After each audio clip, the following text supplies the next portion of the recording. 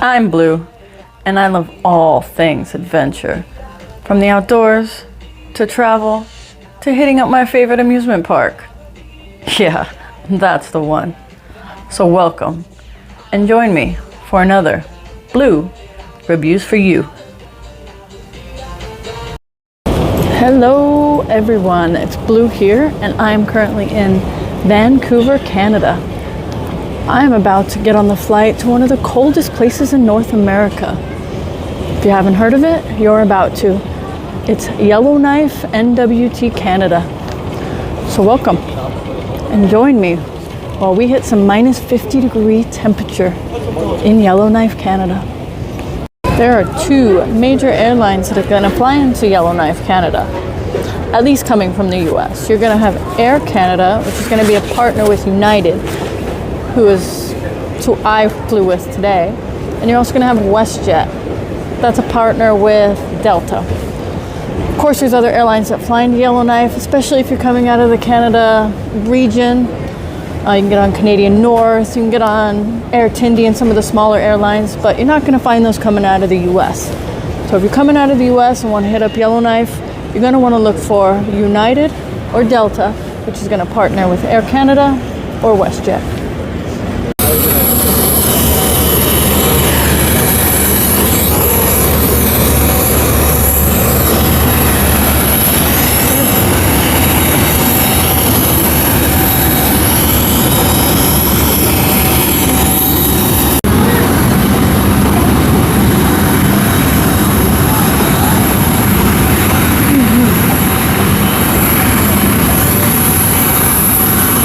What the fuck is this? It's only minus 40, no big deal. Feels like minus 10.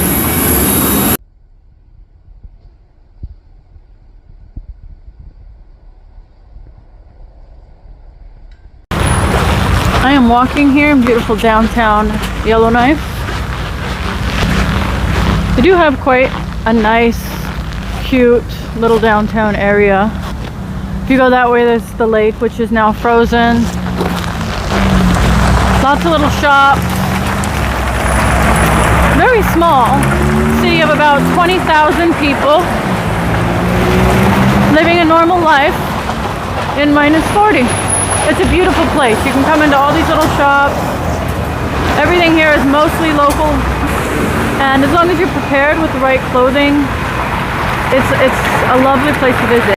And in case you're wondering, yes, can you fucking believe it? Get this. There is a Walmart in Yellowknife. Now it is a very small Walmart. This Walmart doesn't have the groceries like you would expect at any normal super Walmart. This is like going back in time to like 1990s, early 2000s, when Walmart only had normal items. The Ice Castle is coming together. Ice Castle opens in March. Now they are currently cutting the ice and putting it all together for the festivities to begin in March. They do concerts, they have slides in there, it's fun for adults, for kids. When they have special events, they serve alcohol. Currently driving on the Great Slave. All this down here is actually the Great Slave. It's frozen over. You can see the apartments overlooking the Great Slave over there. You can hear the kind of the ice underneath the tires. Just here, out on a nice hike. Made my way out onto this beautiful little frozen lake. Forgive the sound quality. Equipment doesn't work super great here, so the sound quality might not be great. But I created this little like ice rink for hockey, and you can see down here where the water is and how thick the ice is. Like the cracks in it. It's really cool. They created this cute little like hockey rink where the kids can come and play ice hockey. And you'll see these all over Yellowknife on the lakes. The people who live around them will come out here and build places for the kids to play hockey in the winter. instead of playing indoors, which is really neat for the locals.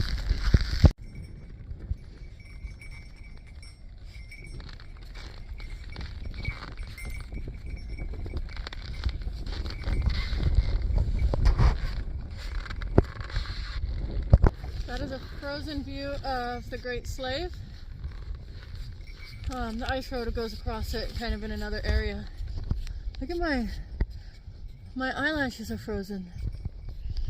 Nothing like a good Arctic hike when your eyelashes start freezing.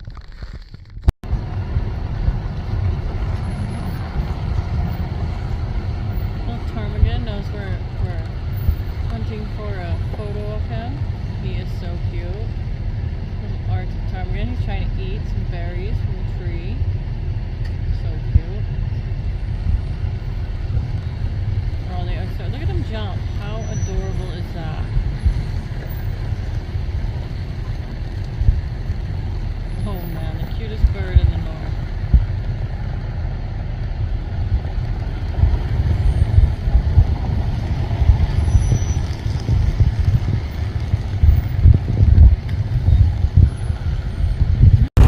So just a few facts here in Yellowknife, just when it comes to travel in general. So when you get here, you're not going to find an Uber, you're not going to find a Lyft, and you'd be hard pressed to find yourself a rental car. And if you do, they're going to be pretty expensive.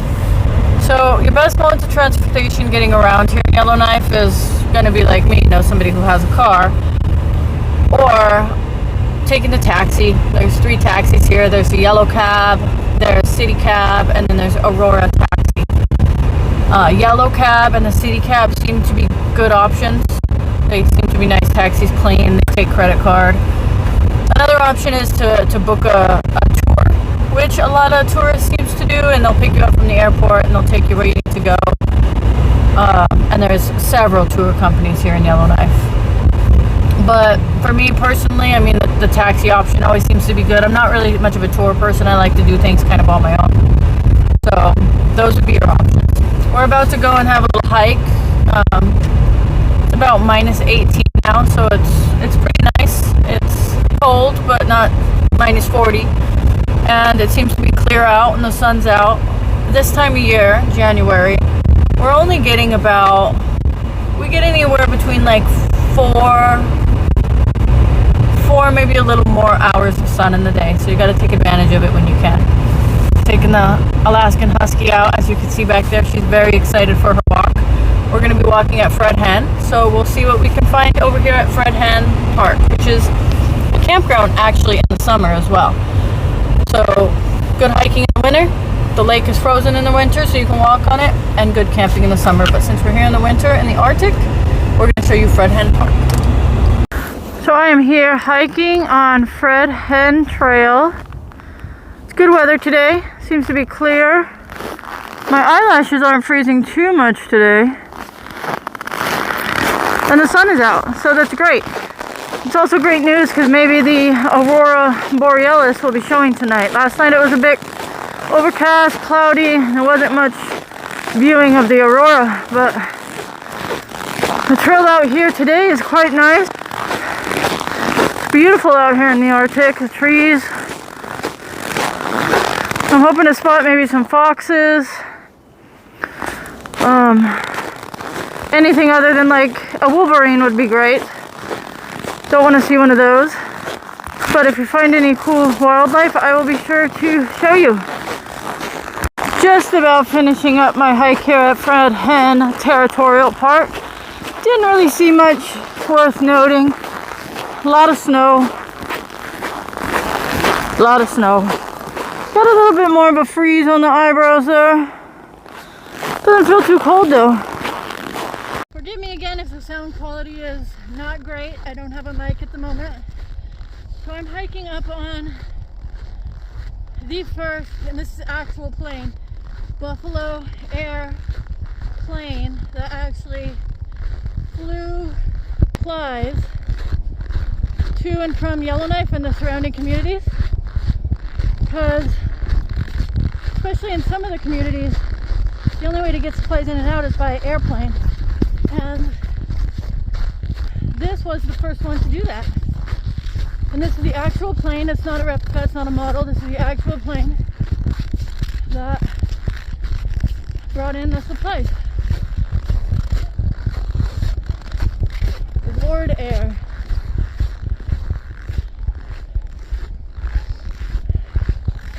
So this is now a permanent picture here, and it explains the history of this aircraft.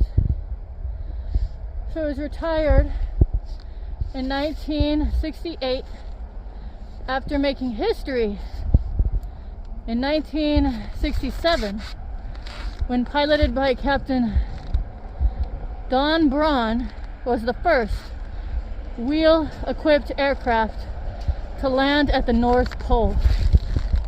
So pretty cool. Very cool history, and very cool that this is still standing here today.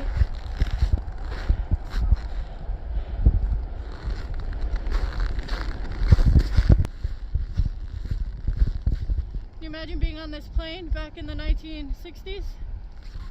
Crazy, especially landing in this kind of environment and this kind of terrain. Very cool. This concludes my trip to Yellowknife.